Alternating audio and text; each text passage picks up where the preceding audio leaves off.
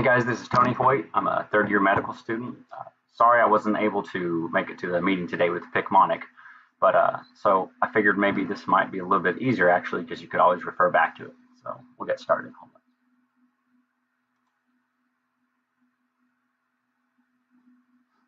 on. One second. Here we go. So again, my name is Tony Hoyt. I'm just letting you know that I'm not getting anything out of supporting Picmonic. But I am here to brag a lot about Picmonic, and I want to see a lot of people use it because it helped me a lot. 29 years old, not that you need to know that. Third-year medical student at UAMS, already told you. So here's the part that I think is pretty interesting. I'm not that smart. My ACT score was only a 23. I'm a horrible reader. I can't read fast, whatever. My MCAT score is a 28, which was 1 point below the average of my class at the time. But then I got a STEP score of 257, and that just shows that you don't have to be that smart. Just a lot of brute force, hard work, you can do it.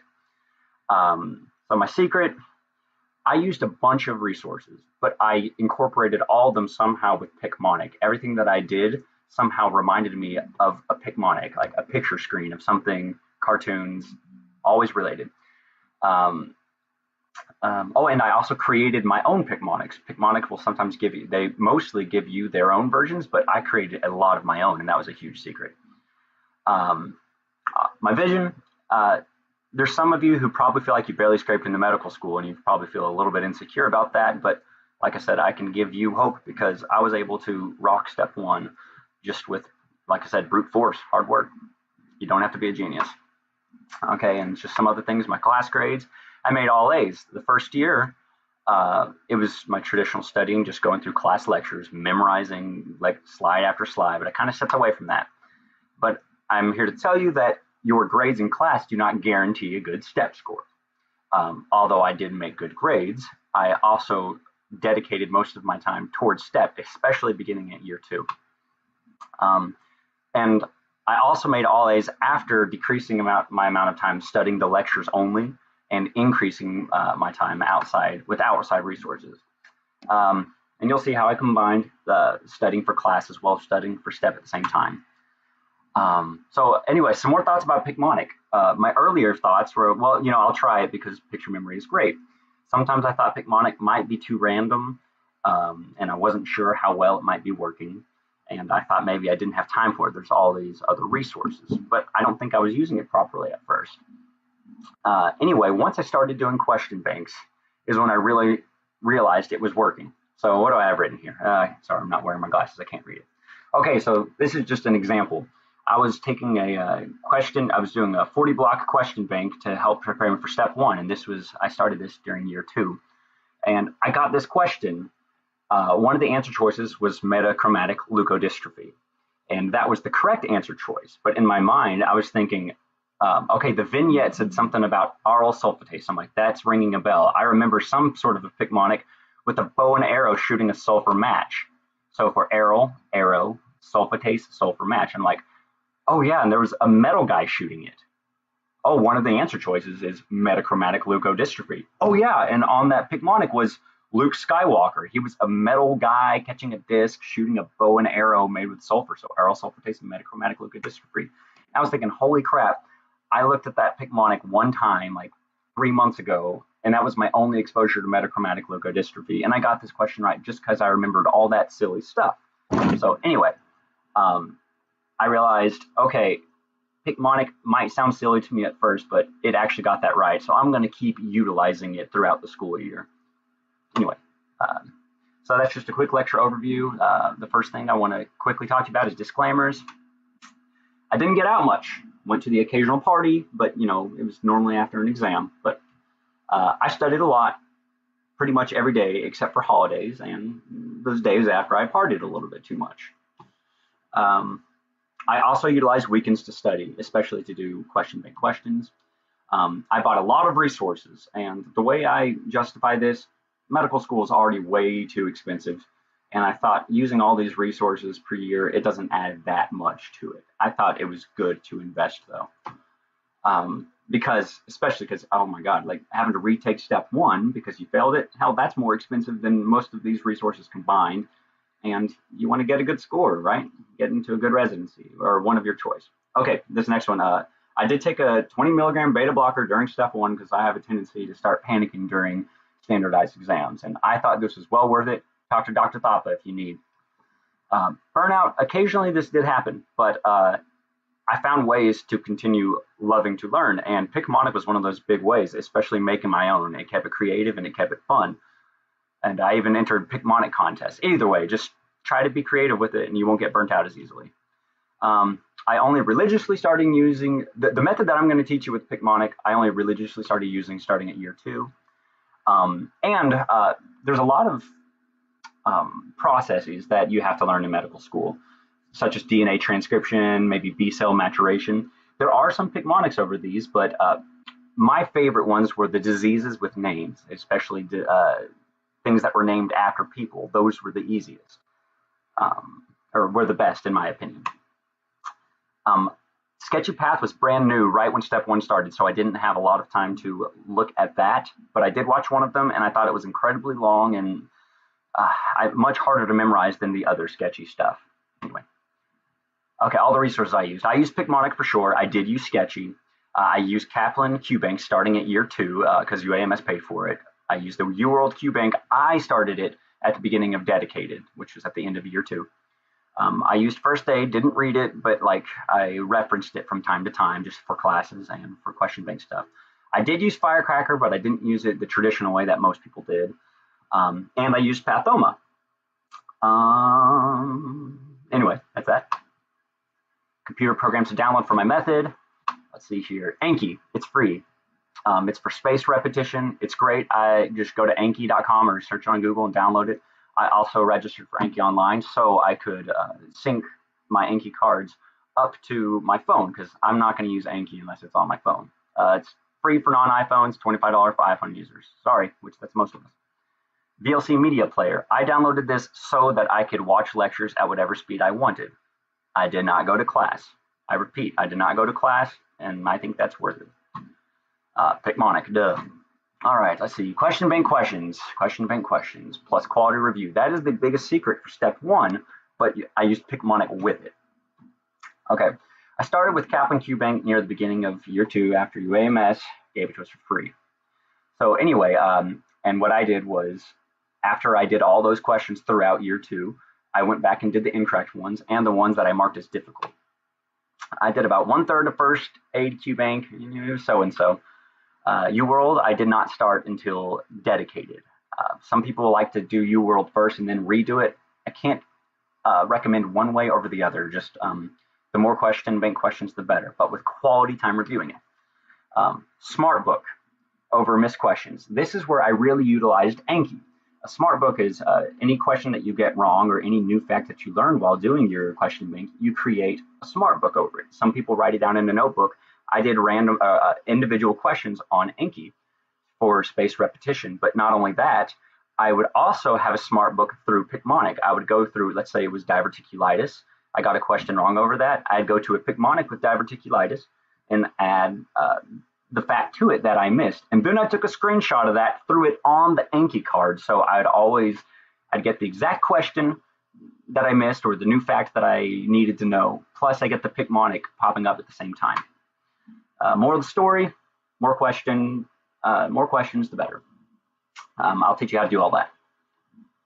Okay, let's see here. QBank, Picmonic Smartbook, Anki Smartbook. I already talked a little bit about that, but I'm going to show you how to do it right now. Just a quick disclaimer, Picmonic works the best if you have already seen the Picmonic before encountering a question on a question bank. So that way, when you look back at the Picmonic, you quickly get reminded of everything. However, if you get a question over a Picmonic that you've never seen before, open up that Picmonic and study the entire Picmonic. Through the story mode, through the education mode, and then there's a quiz mode on Picmonic. And then go back to grading your questions. It's well worth it.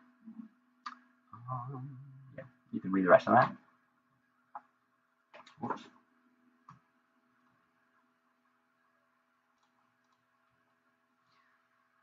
Okay, once you start a QBank, make sure that you choose all the learned subjects up to date. You probably shouldn't, if you've never been in neuro class, make sure you don't click neuro as question. Okay, here's a question that I missed. Let's just pretend that the answer was Hashimoto's thyroiditis, and I needed to know, oh, okay, with this disease, there's going to be an increase in thyroglobulin.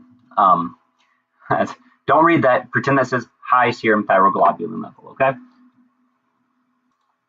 So what I'm going to do is I'm going to go over here to my Anki, and I created a deck just for presentation purposes, Picmonic. So I'm going to add a card. All right. That card's going to say Hashimoto thyroiditis. I'm just shorthanding it. Increase in what levels in blood? I know it's a horrible way of writing the question, but just for time purposes, I'm going to say increase thyroglobulin. You know, and you'll get that with spaced repetition in the future. But anyway, so now let's add this all to the Picmonic. Oops, that's me.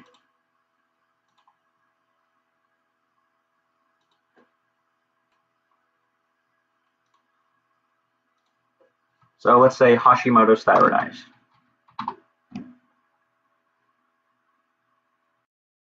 So I pulled up on Picmonic, on my Picmonic, the Hashimoto's thyroiditis. Hashimoto here's the Hashimoto motorcycle, and there's the thyroid on fire, thyroiditis. Well, anyway, so let's say, oh, I want to edit this Picmonic that they created and add my own facts. So I click edit here.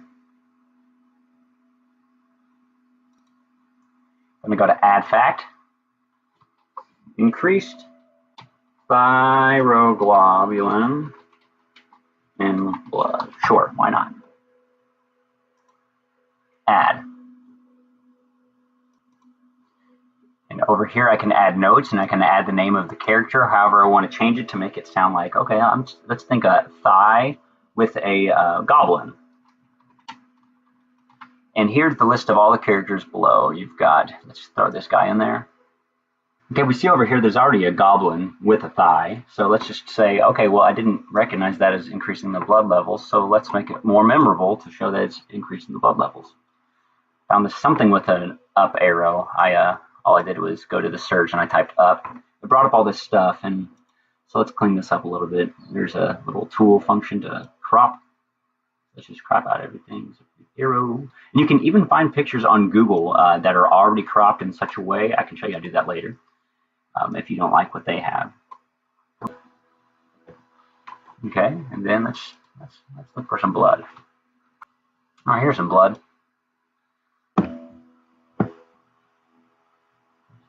And then voila, now you have it. There's this thigh, with a goblin, sorry, a thigh goblin with blood levels increasing. So let's throw that into the card here. So I'm going to print the screen. I screenshot this picture. Then once I screenshot it, I open back up my little Anki card that I'm making. Attachments. All right, the one that I most recently saved is right here. Boom. And there it is. And so now I've got this question, and here's the answer. Plus, here's the Picmonic that's already there for it, and there's the fact right there that I can look back and refer to. And for those of you that are more concerned about how to deal with classwork on top of studying with STEP, here's how you can incorporate all these things to class. Okay. All right. Not many people are going to like what I have to say about this, but skip class.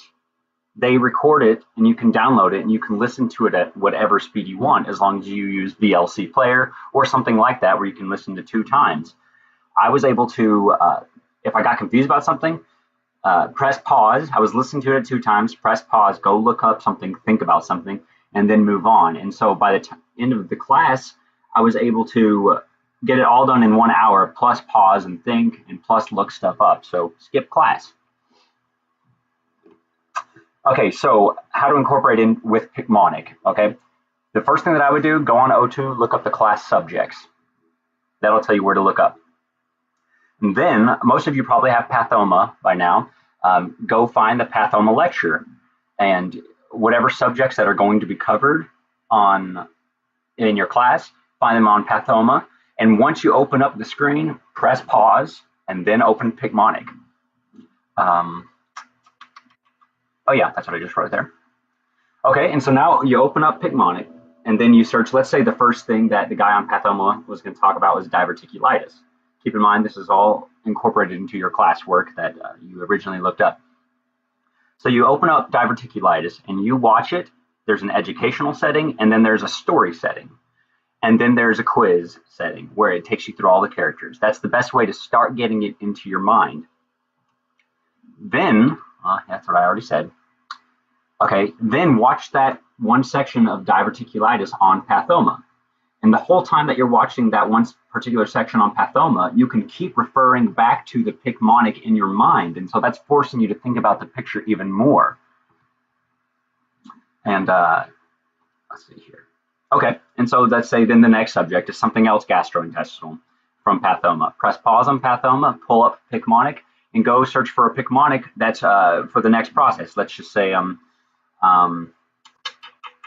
small bowel obstruction of some sort. Okay, well then you go look on Picmonic for a small bowel obstruction and repeat that process and then watch it on Pathoma.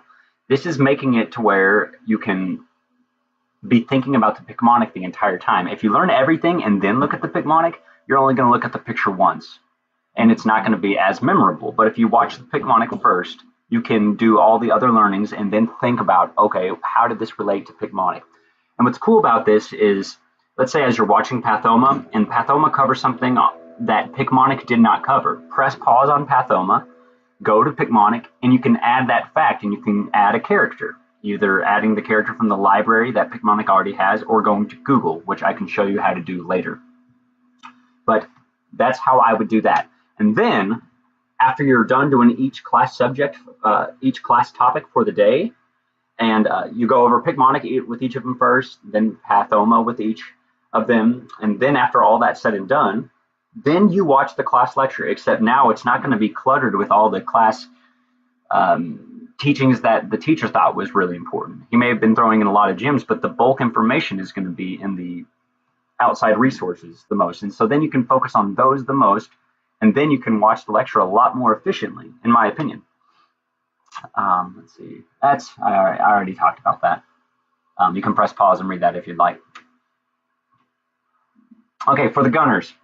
I don't know if I called myself a gunner. Maybe, I guess. I don't know. But I was just so afraid of failing step one. I added one more step. I also used Firecracker.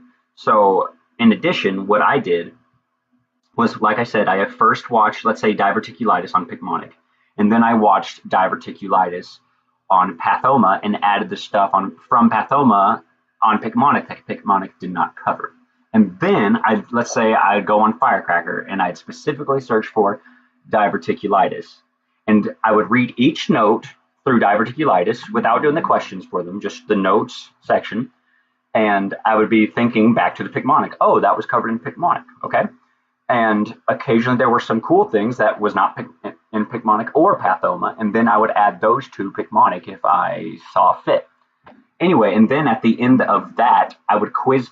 You could choose to get questions on Firecracker specifically over diverticulitis. I'd ask all those questions to quiz myself, once again, thinking about all the different characters in Picmonic.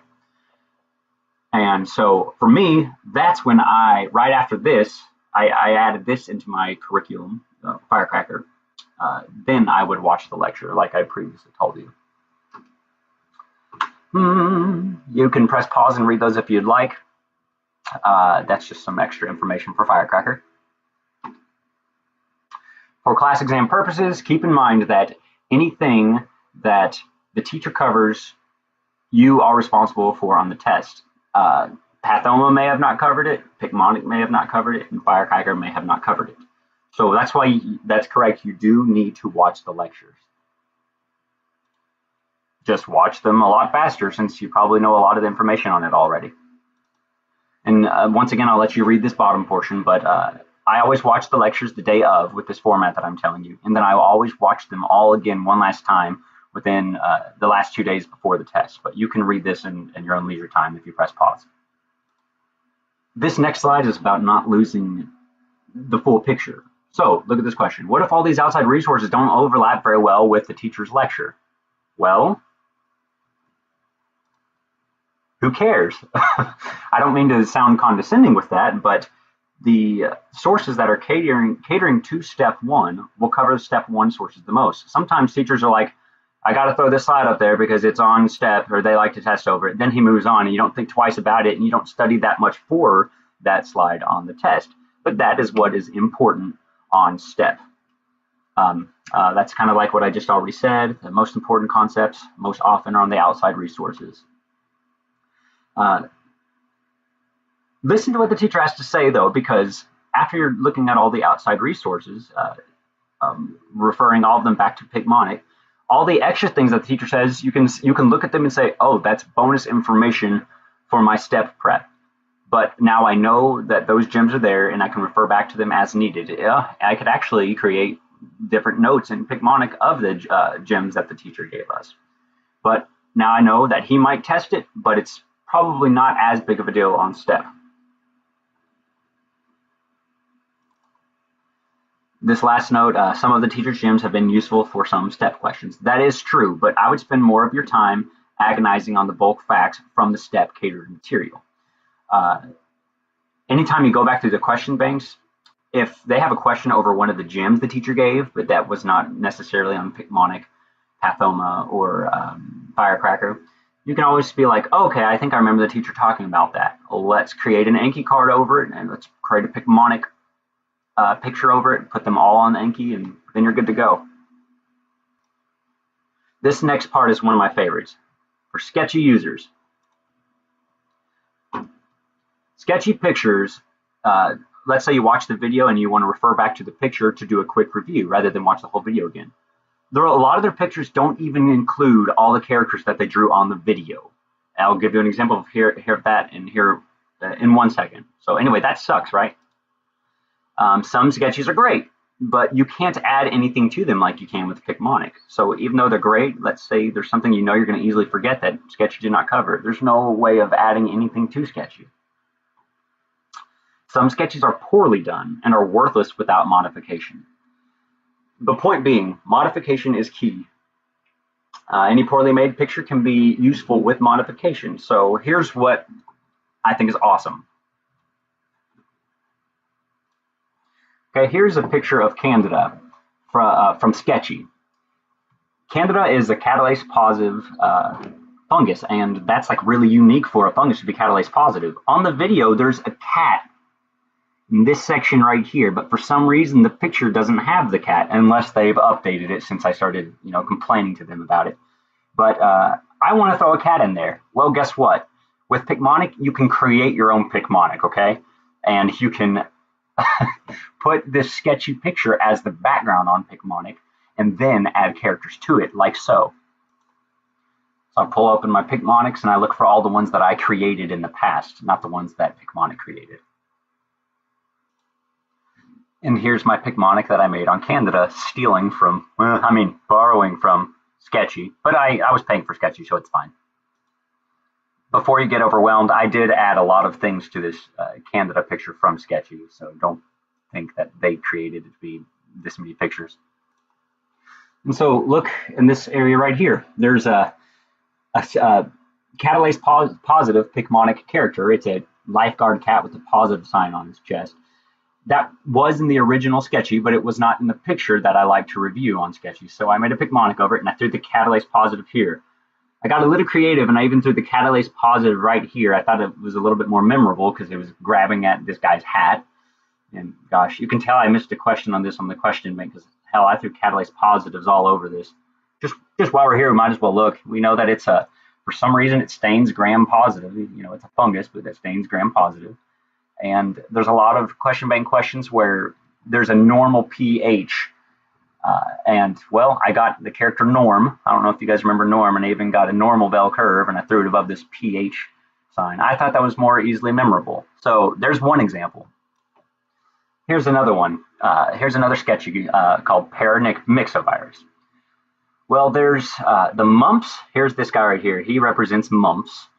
And you see his cheeks are kind of big. Well, anyway, mumps also is known to cause pancreatitis, but there's nothing on Sketchy related to pancreatitis. Therefore, I added it with Picmonic, like so.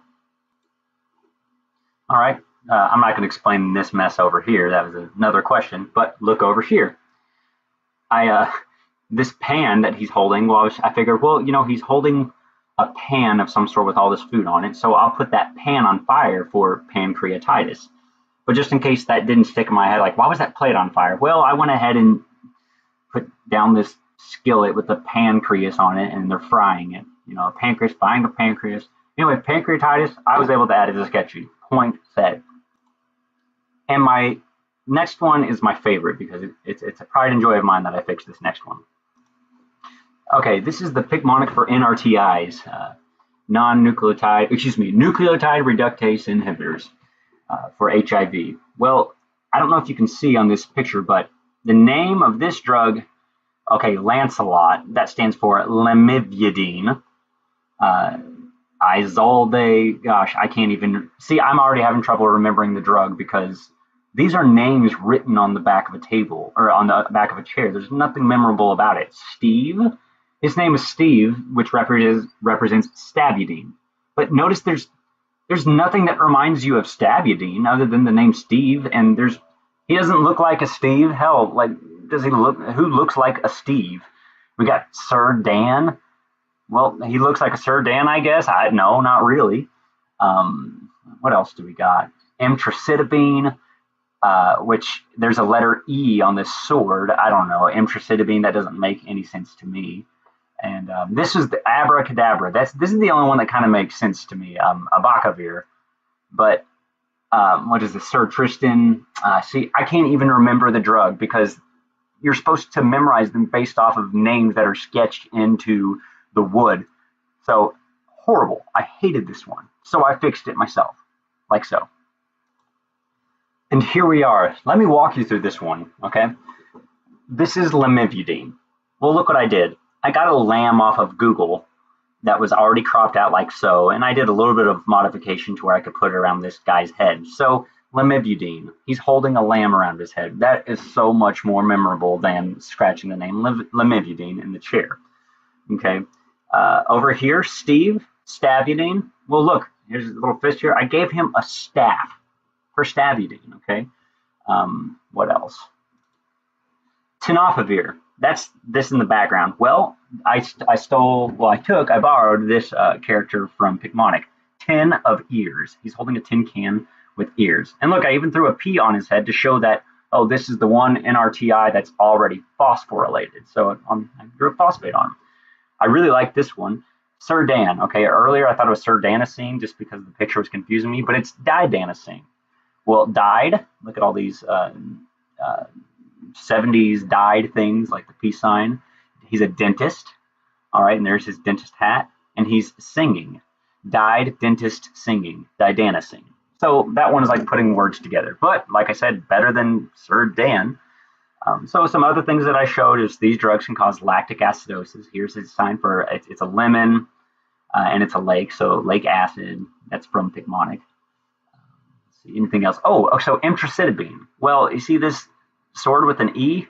Well, I don't like the E. How is that? How am I supposed to remember that there's an E on the sword? So I drew electricity striking the sword. Boom. Oh, and a question I got wrong on a Q bank.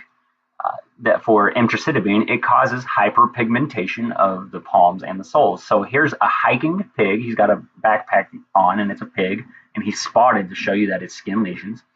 And putting a lot of emphasis on the palm right here and on the soles. See, here's the soles of his hiking boots. So, oh, and last thing, here's the abacavir. That one was easier for me to remember without changing it because of abracadabra, abacavir. Well, the reaction that can happen on them is a delayed reaction. So I just kind of threw up this airplane delayed sign. So yeah, I thought this was so much more memorable than what Sketchy gave me on its own. So in a nutshell, you can use Picmonic to modify Sketchy. And it is true, you can get other programs to add pictures over Sketchy, but what else do we got? Okay. That's one more program to add to your list, and it's not going to be very user-friendly like Picmonic is. Picmonic allows you to cleanly tie notes to specific parts of pictures. For example, I click on, let's see, this note right here.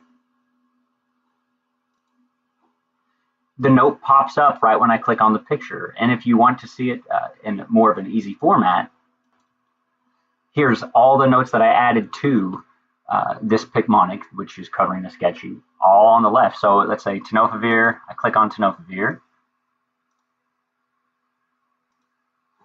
and then tenofovir pops up right here, and here's the fact. You can do that for any single fact on there. And this is just, I didn't write many notes on each one of these, but you can click it and you can add more to the note, like a screen will pop down in this area and it'll show all the extra notes that you took. I just didn't take any extra notes on these. And also there is a notes section on Picmonic where you can add scientific pictures just so you can attach them to the Picmonic, but without posting the picture on Picmonic and muddying it up. Yeah, you can attach scientific pictures to a folder attached to that Picmonic on the side. So in addition to all these things that I've mentioned, Picmonic has great primary use. You don't have to create your own Picmonic for everything. They already have tons of them if you don't want to waste as much time creating your own. And so you can learn a lot from it. And so it's good to have. And if you already have it, for instance, for your smart book from your question banks, you might as well go ahead and use it to fix sketchy. That's what I did. It's been awesome. Okay, I'm going to try to start wrapping this up now. So during dedicated study, these are just some quick notes. The first thing I noticed was, holy crap, I am so glad that I started studying for STEP well before the 6 weeks, because for me to understand the information well, I needed to do it slowly. And there was no way that I could finally start reviewing all this stuff during those 6 weeks. There is just too much. So you might as well, I would say, at least start doing STEP prep at the beginning of year 2 and slowly doing it at your leisure, trying to finish at least one Q bank before your dedicated study and then starting another Q bank during your dedicated study.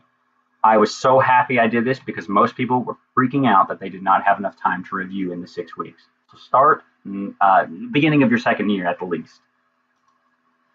There's a lot of resources, and I used most of these before the dedicated study, and I used them a lot. But once the dedicated study hit, which is approximately 6 weeks, for some people less, I mainly did question banks during that time. I didn't even have that much time to review sketchy, which I never really reviewed any sketchy, I don't think, at that point. And I didn't even have that much time to pick up Picmonic and look at everything that Picmonic had to cover. There definitely wasn't time. I spent most of my time doing the question banks and slowly reviewing each one, including the wrong answers. All right, I already mentioned this. Already mentioned that too.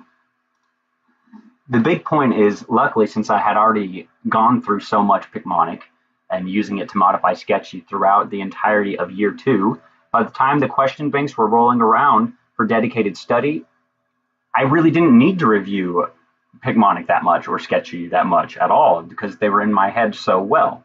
If I absolutely needed to look up something, I would. But I'm telling you right now, you probably won't have enough time to use a ton of resources during your dedicated study. So use your resources early and use them well. And I mean that before the dedicated study. And if you have time during the dedicated study, you can go ahead and look back at them. But it's kind of scary. As the test did get a lot closer during those 6 weeks, I started getting more confident. My scores were boosting. And kind of near the end, I felt like I had some time to look up some Picmonics. And gosh, I was even making some Picmonics. Some of them that I spent, 15, 20 minutes on just because I wanted to be creative. But I saved that till the end because I knew that I had the extra time and I knew I was confident about what my score was going to be. Also, I did 1 NBME per week. And to be honest, I think they only show you the questions that you got wrong, but they don't exactly tell you the right answer. So keep that in mind. You might have to take the same NBME as somebody else in your class. And if they got it right, it won't pop up as something they got wrong. And then you can ask them that question and see what they put. But yeah, I did 1 NBME per week, and I did not waste much time looking back at it to see what I missed, to be honest. Like I said earlier, here's some extra hints during the dedicated study. Review all the explanations thoroughly, even the wrong ones, especially the wrong ones. Reason I say that is, let's just imagine 3,000 questions are in a question bank. Well, You know there's more than 3,000 facts that you studied in the entirety of your first 2 years of medical school, right? Well, the wrong answers, they have good explanation about what those wrong answers mean and why they're wrong on the question banks. Well, you might not see another question where that wrong answer eventually becomes the right answer. So the wrong answer from a certain question, you might not see again other than that question. So that's a way you can study more material than the 8,000 correct answers, or excuse me, 2,000 whatever correct answers that are on the question bank. Moral of the story, read all the wrong answers too and why they're wrong and the information about them. This next one I find pretty important. Later on down, okay, do random and timed. Obviously, do them random, but only over the subjects that you've covered or the class that you are currently in, because that's a good way to learn stuff from the class you are currently in my opinion. And do them timed. You might say, oh, I want to do tutor mode so I can learn from it. Well, you can learn from it, but learn from it after you get the question wrong. Take it just like you would a normal 40-block questionnaire from the actual STEP program. And in STEP, you're going to have questions that you've never heard of before, and you need to know how to deal with questions you've never heard of before in a timely fashion. So I would never do tutor mode on question banks. After you're done, even if you get the answer wrong, well, then spend your time on the grading it afterwards. I promise it's worth it, and it will prepare you much better for STEP. Don't do tutor mode. Also, sometimes a question bank, the fact that you need to know to get the question right, you might be like, well, I knew that fact, but I still got the question wrong. So look through the vignettes again and say, okay, where did I go wrong? What kind of hints did the vignette give me that led me in the wrong direction, even though I knew what I needed to get right in order to get the question right? So look for those thought traps that are in the vignettes and be like, okay, if they word it this way, I'll make sure and not be led astray again. For this next bullet point, let's say you did the Smart Book with a question bank during the school year, which I'm saying you have to. You made a Smart Book from that. But let's say you start UWorld for the first time during Dedicated. You probably won't have time to go through the Anki cards each day from your Smart Book. But even though you won't have time to go, you may not have time to go through them every day, I would still create a Smart Book, because typing out information that you're learning from the UWorld question bank, it still helps. During my Dedicated study, I wasn't able to run back through my cards very easily, but me just typing down everything as if I were going to was still very helpful. So if I could redo it all, there's a lot of arguing over, hey guys, I've heard you should do UWorld twice because it prepares you the most. And some people are like, well, I'll do Kaplan first because the school pays for Kaplan, and then UWorld second because that's more questions overall written in a different way. These are all good theories and all good advice. I happen to do Kaplan first, and then I did UWorld during Dedicated study. But if I were to redo it, what I'm doing for step 2 is because we have a lot more time to study and there's not so much classwork to do. For step 2, I'm doing UWorld first, creating an awesome Smart Book and doing the cards every day, doing the reviews that it gives me. Then after I'm done with UWorld, then I'm going to do the entirety of Kaplan. And then once Dedicated study hits for step 2, then I'm going to go back over UWorld, except it's going to be a lot faster because I've already thoroughly gone over it. So you may decide to do UWorld twice or Kaplan, then UWorld. It may be a little hard to try to do UWorld, Kaplan, and then UWorld during Dedicated, but see what you can do. Some notes about Kaplan. Kaplan tends to test you more over nitty-gritty detail. That a lot of people claim that that's not how STEP actually does it. However, learning that nitty-gritty detail makes you know the detail rather well, and so I loved Kaplan. Because I got good at Kaplan for that very reason, and then it made UWorld seem easier, for the most part, that is. And it's free through UAMS. I will say the feedback option on Kaplan is gold, because it's not just, oh, I liked the question, or oh, I didn't. Sometimes I always use the feedback to be like, hey, this question to me doesn't make sense, and here's why. Can you help me? Every time that I did that, within 1 day, sometimes 1.5 days, there was an awesome email back with great education. It was like emailing your professor about something you were confused on, except better. They gave awesome explanations. I heavily used that once we were in renal system because that just got kind of confusing real quick, and they were awesome teachers. Great education through Kaplan if you email the teachers there. UWorld. Word on the street is it's better than for step one preparation purposes. But if you do them both, then there you go. You get the best out of both of them.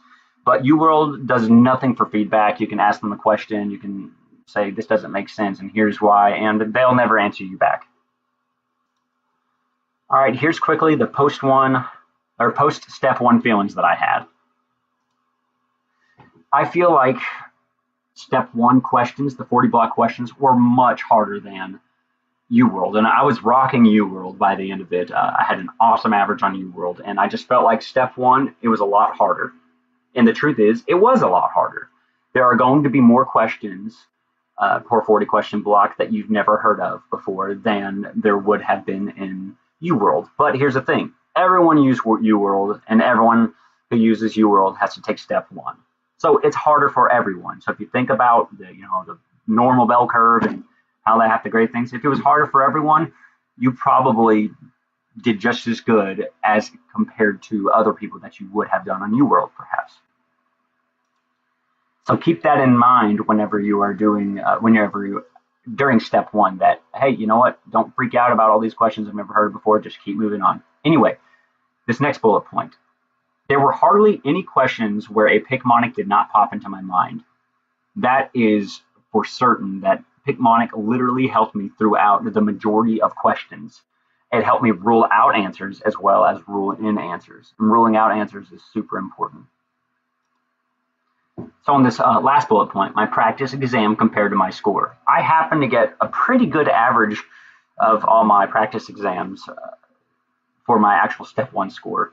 I think my lowest practice exam, not the one that we took at the end of the year with the school, but the first NBME that I purchased during dedicated study to the end, I believe my lowest score was, I think, like a 233, and my highest score was a 270. And I ended up getting a 257 on actual step exam, so I was pretty happy about that. Although I have heard that some people score below their average, and some people score above their average, but the law of averages, we can only do as best as we can with that. Now that we're getting near the end, I want to talk a little bit about creating your own Picmonics. On this first bullet point, there are still many things not covered in Picmonic or Sketchy, and a lot of those things you may run into with the question bank. And so that's why it's good to update Picmonics that they have given you. But sometimes there's small disease processes small diseases that you might see quickly mentioned in your first aid, and they're really low yield on question banks. And because they're so low yield in school as well as the question banks, most people get those questions wrong. And so those are the ones that I'm like, well, you know what? I'm going to make an entire Picmonic over this low yield question, and I'm never going to miss one of these questions again. Boom. There's some stuff that you memorized. It was so easy to learn, but it was very easy to forget. Here's this second bullet point. And the hardest part is, even though it was easy to learn and easy to forget, it was hardest to remember to have to go relearn those things. Those are the things that I would go and make my own Picmonic over. I'd give my own background, add my own facts, and I made it creatively so where I could more easily remember it. So this third bullet point, I kind of already talked about it. The lower yield questions do add up and are more missed. You don't have to miss them, especially if you create your own Picmonic.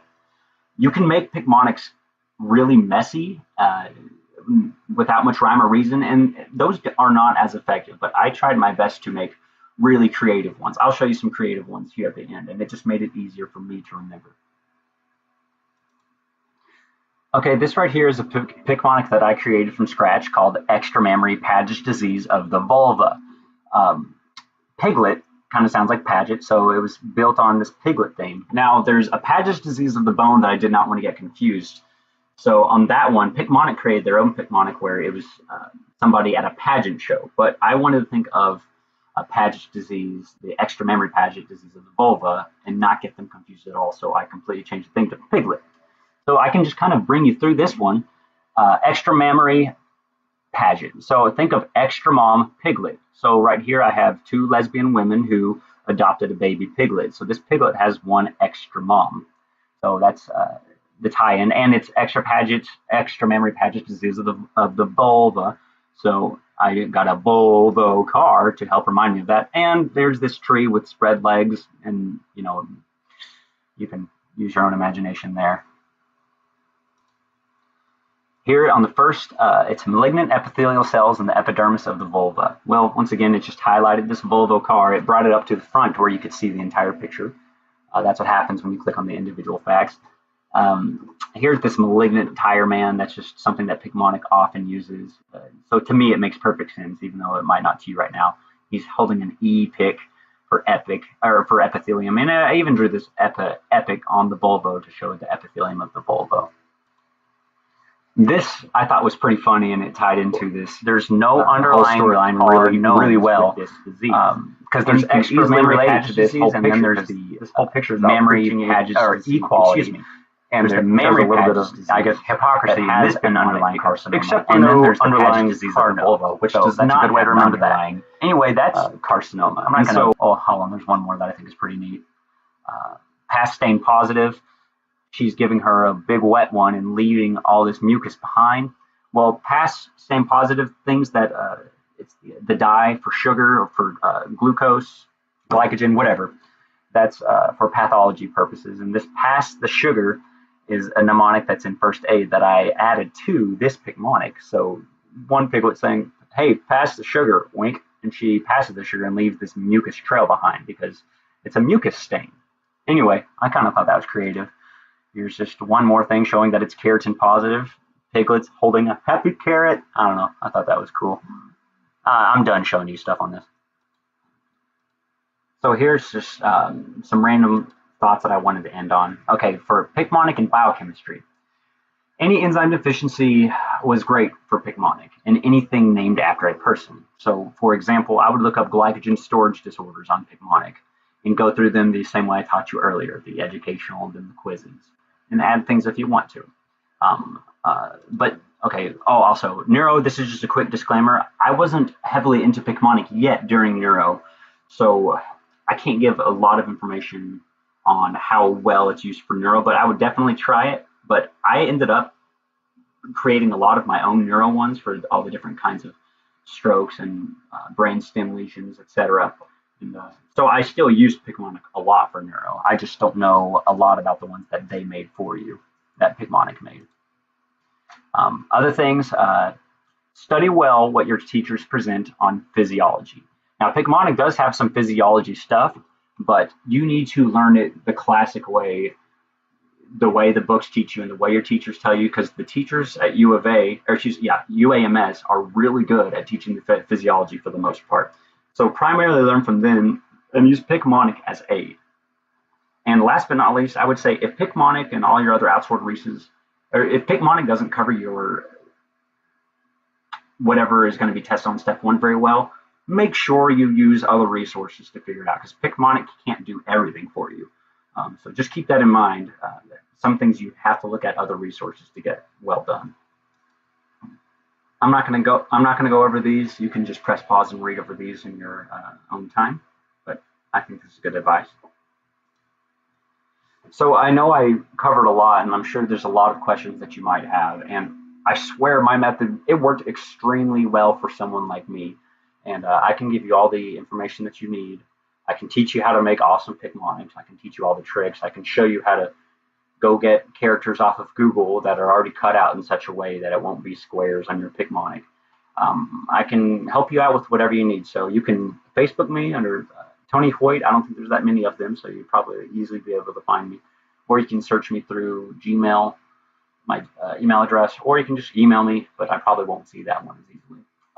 Yeah, it really did help me, and I surprised myself with my score. I went into medical school thinking, I'm not that smart. I'm just hoping to pass the exam. And I ended up being one of the top scorers. So I swear by it. I used a lot of resources. They were all great, but I used them all to eventually tie back to Picmonic because visual learning was just so much better for me. All right, shoot me a message if you need anything. Thanks.